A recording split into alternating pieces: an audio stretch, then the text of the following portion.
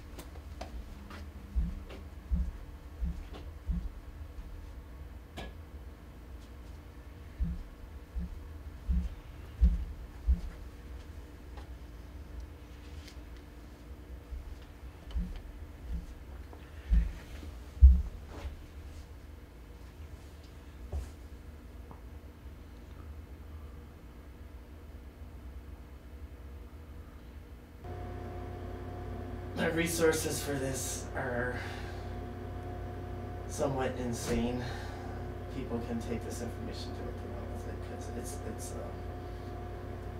there's another layer of where this comes from, you know, and this is another layer that I can't really talk about. I don't want to any kind of recording. So just tell me when you're ready, I'll turn the recording on. Okay.